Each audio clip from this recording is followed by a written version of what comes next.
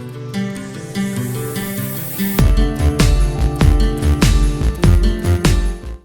Everyone, I am Aiman Khan and welcome to law aid by Aiman. So अभी हमारा चल रहा है लॉ ऑफ टॉर्ट्स। आज का हमारा बहुत शॉर्ट सा टॉपिक है रिमोटनेस ऑफ डैमेज। नाउ, जब एक पर्टिकुलर पर्सन एक रॉन्गफुल एक्ट कमिट करता है, किसी का राइट इन्फ्रिंज करता है, तो वो उस पर्सन को, अपने प्लेंटिफ को, जो विक्टिम है, उसे कॉम्पनसेट करता है। ये एक जनरल रूल है, राइट?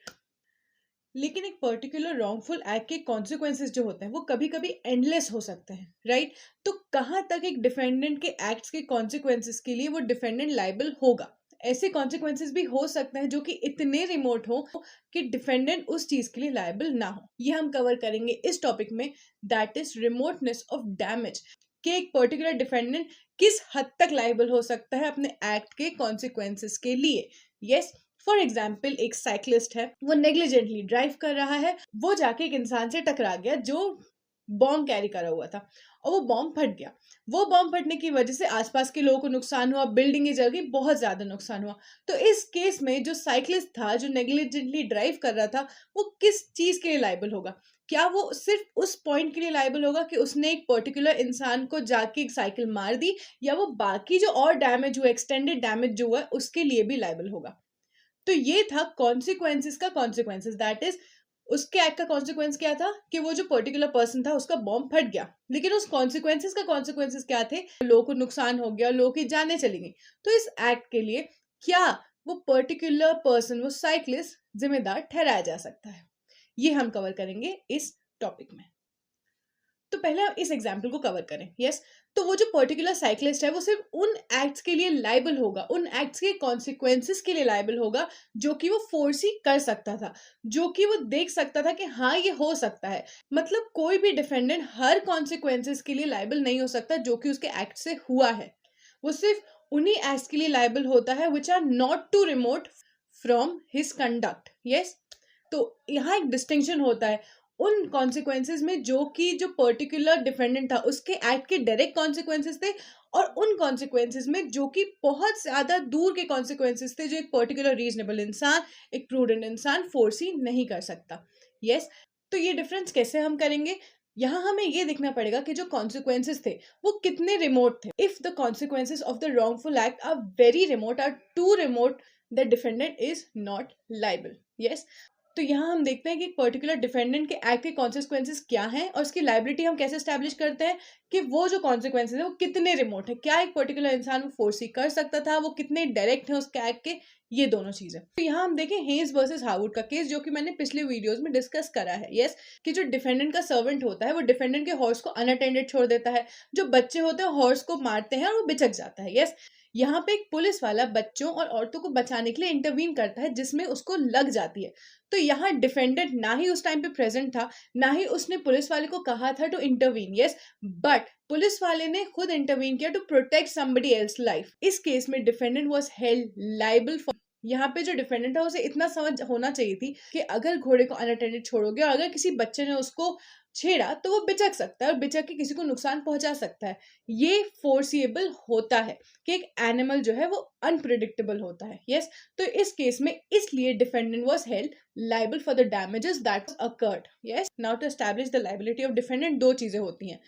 पहली टेस्ट होता है the test of reasonable foresight, और दूसरा होता है द टेस्ट ऑफ डायरेक्टनेस। ठीक है, test of reasonable foresight basically ये चीज होती है, वो कॉन्सिक्वेंसेस जिसको एक रीजनेबल प्रूडेंट इंसान फोर्स ही कर सकता है, देख सकता है कि हाँ ये मेरे एक्ट के कॉन्सिक्वेंसेस हो सकते हैं, उन एक्ट्स के लिए ही सिर्फ डिफेंडेंट लाइबल हो।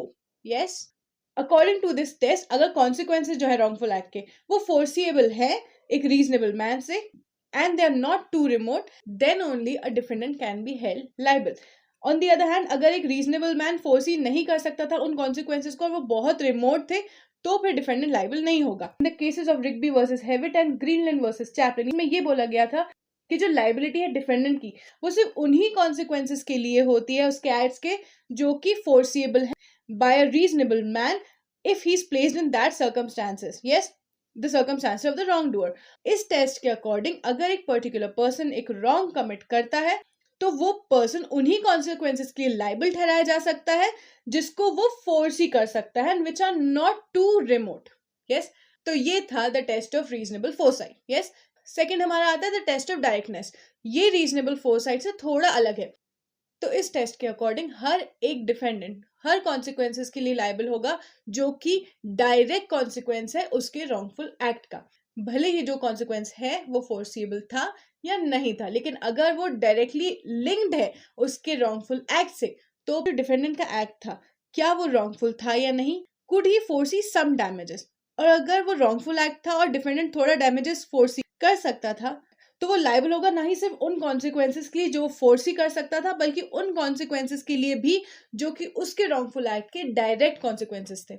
यस, यहाँ पे फोर्स साइड का क्वेश्चन नहीं है, यहाँ पे क्वेश्चन है कि एक पर्टिकुलर डिफेंडेंट जो है कि क्या जो कॉन्सिक्वेंसेस हुए हैं वो उसके रॉन्गफुल एक्ट के डायरेक्ट कॉन्सिक्वेंसेस हैं या नहीं। अगर है तो डिफेंडेंट लायबल होगा। इन the case of Smith versus London and south western railway company, ये हम पहले डिस्कस कर चुके हैं कि एक नेग्लिजेंटली एक रेलवे के एम्प्लॉई ने जो साइड की ग्रास थी वो ट्रिम करना भूल गया था, आग की वजह से और तेज हवा की वजह से प्लेंटिफ का कॉटेज था वो जल गया। तो यहाँ पे डिफेंडेंट्स वर हेल्ड लायबल, भले ही वो ये जो कॉन्सिक्वेंसेस थे वो फोर्सी नहीं कर सकते थे। लेकिन test of directness was considered incorrect in the case of Wagon Mound case. तो ओवरसीज टैंकशिप लिमिटेड हमारे अपीलेंट ने एक Wagon Mound that is oil burning vessel को हायर किया और वो फ्यूल लेके जा रहा था एट सिडनी पोर्ट। तो वहां से 600 फीट की दूरी पे हमारे respondent that is Mort's Dock company का एक वॉफ था। वॉफ वो जगह होती है जहाँ पे शिप को लोड या अनलोड किया जाता है। उस वॉफ पे रिपेयर का काम चल रहा था जहाँ पे वेल्डिंग हो रही थी। ऑलराइट, यहाँ पे अपीलेंट के सर्वेंट की नेग्लिजेंस की वजह से जो ऑयल था वो थोड़ा बहुत स्पिल हो गया और 60 घंटे बाद गया रिस्पोंडेंट के वॉफ में। वहां क्योंकि वेल्डिंग चल रही थी तो वो जो वेल्डिंग के स्पार्क्स थे वो ऑयल में गए और वहां हो गया ब्लास्ट। उससे वॉफ को बहुत डैमेज हुआ, उनके इक्विपमेंट्स को बहुत डैमेज हुआ। लेकिन ये चीज रियलाइज करी गई कि जो अपीलेंट था वो इतने ज्यादा कॉन्सिक्वेंसेस नहीं फोर्सी कर सकता था।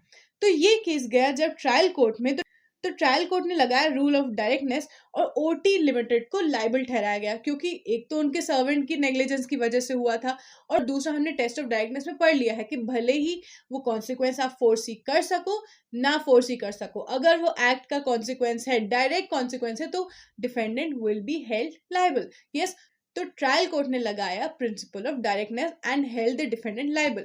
ये केस गया सुप्रीम कोर्ट में और सुप्रीम कोर्ट ने कहा कि जो अनफोर्सिबिलिटी ऑफ फायर था वो कोई भी डिफेंस नहीं है और यहाँ पे रूल ऑफ डायरेक्टनेस लगाया जाएगा और डिफेंडेंट को लायबल ठहराया गया। On appeal the Privy Council held that Re Polemis was no more good law और उन्होंने सुप्रीम कोर्ट का डिसीजन रिवर्स कर दिया।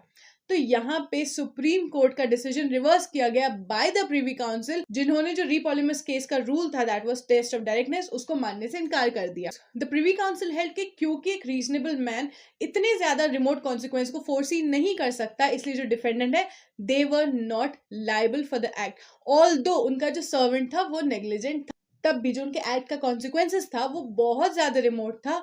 तो इस बेस पे defendants were not held liable.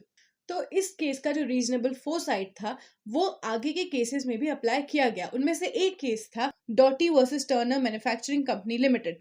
इस केस में जो डिफेंडेंट था उसने प्लेंटिफ को हायर किया। ऑन द साइड जो सीमेंट का ढक्कन था वो मोल्टन लावा में गिर गया जिसकी वजह से प्लेंटिफ को लग गई और ये जो एक्ट हुआ था वो डिफेंडेंट की कुछ वर्कर्स की वजह से हुआ था। इट वाज हेल्ड के जो कॉन्सिक्वेंसेस थे इस एक्ट के वो फोर्सिएबल नहीं थे, क्योंकि सीमेंट का वो जो कवर था जो मोल्टन लावा में गिरा था वो एक रेप्यूटेड कंपनी से परचेज किया हुआ था और किसी ने फोर्स ही नहीं किया था कि वो इतना ज्यादा डैमेज कॉज करेगा।